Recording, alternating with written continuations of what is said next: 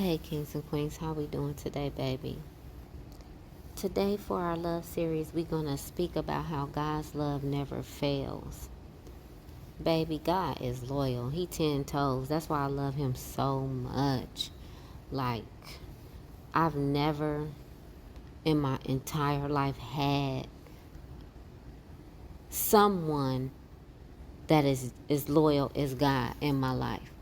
I would have loved to see, friends and family and past relationships where someone had that type of love for God, like God, I should say.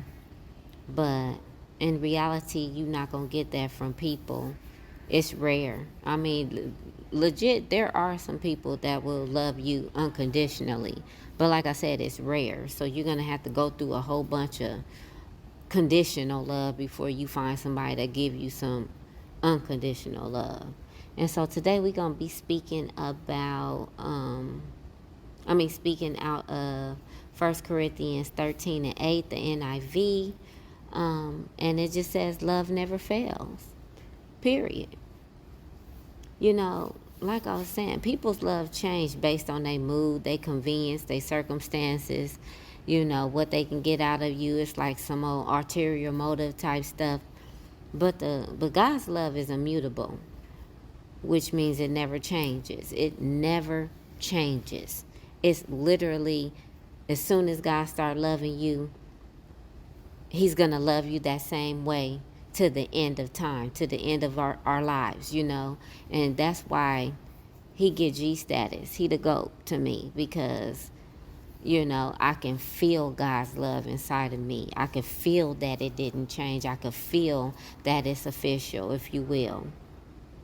I done had so many people walk away from me. I done had so many people that have stabbed me in the back. I done had so many people that I was loyal to. And, they had eloquent words, if you will. And they tried to make it seem like they was just as loyal and loved me as much as I loved them. But the reality of it was they wasn't fooling with me like that. Once I was no longer useful to them, they switched up. Once they got whatever they wanted to get out of me, the switch up happened, and I'm pretty sure that you all have been through situations like that where someone actually dropped their mask and they weren't nothing that you thought they were, if you will. It was all a facade. And so people will break their promises, they'll break their loyalty, they'll break any types of contracts with you, whatever, spoken contracts is what I mean. They will break that with you at the drop of a dime when they have something that, maybe caught their eye, maybe they feel like it's better than you, or they want to upgrade from, the love that you was giving them, whatever the scenario is. People will walk away from you. And so God, though, God's love will always remain. My loyalty to God and the way I feel about God as a whole baffles people. They don't understand why I'm so dedicated to him. But one of the reasons why I love God so much is because when I make a mistake, when I fall short in some type of way, God does not judge me. God does not stop loving me. God don't switch up any of that on me. It doesn't. It's like, you know what I'm saying? I can do anything within reason, of course. And it's steady, it's constant, and it's unshakable. And that's why I call him the GOAT, because he's 10 toes. How many people have you had in your life that have switched up on you for the smallest, little pettiest, little stupidest stuff, and they looked at you a different way, treated you a different way, and they just was, it's almost as if they didn't love you at all type stuff,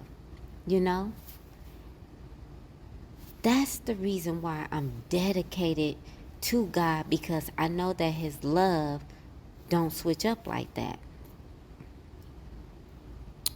And so anything that you do, like I was saying, anything that you do, you gotta ground yourself with God, because the identity of God's love is so important in your life. I actually use God's love as a, let me see how I could say this, as a focus point. Okay? So when I meet people and when I'm trying to build new relationships, I look at the way that the love that God has showed me how to love people. I balance it and look at the way people treat me according to God's way of loving. And so because it's so unfailing and it's so unbiased, if you will, and unjudgmental, that's how I am able to tell if anyone can be around me or not. That's how I can tell if people, excuse me, are a blessing or, you know, a distraction, if you will. Because some people come into your life with the type of fake love, and it's like there's some type of necessity to it, if you will. It's like, okay, I'm gonna come in and love on you, but I know you're a more loving person, so because I want to drain you of all of your love, I'm going to pretend like I love you just so you can start to become my crutch, if you will. And so yeah, I balance it a little bit different, because people are unpredictable. And even though I do love people genuinely and unconditionally, I always make sure that I'm protecting my heart as well. Because God never wanted us to love to the point where we are now allowing people to actually harm us or hurt us or break our heart or make us cry or, just make us feel bad. That's not the way that God intended it to be. And so if you stay balanced on God's love, you'll be able to navigate the way that love should look. You'll be able to recognize, okay, I'm starting to see that your love is changing for me, so we need to course correct, if you will. You're not loving me out of the heart of God. You're not reciprocating the love that I'm giving you. You're kind of switching up on me, and I need to know where this is coming from, if we can repair it or if we can actually need to let this go, and so that's the way that you need to look at it, because anyone that actually loves you in real life, not play life, not the facade love, their love will not fail, because God's love don't fail. You see how this works? Their love is going to be consistent. Their love is going to be one thing that doesn't shift. Everything else can be shifting around you, but their love is going to be 10 toes like God.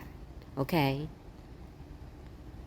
And so if you get somebody that throughout all of the differences and the changes of the seasons, if you will, and their love is still there for you and they don't waver, that's how you know that you got a dedicated person that loves you.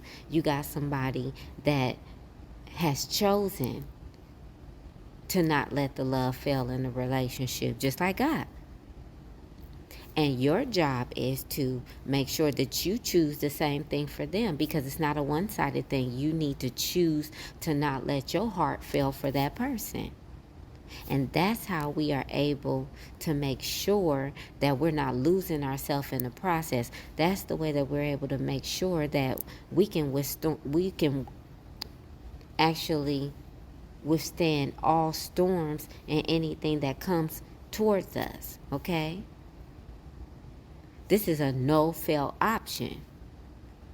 We together, we a team, if you will. And that's how I want you to look at love.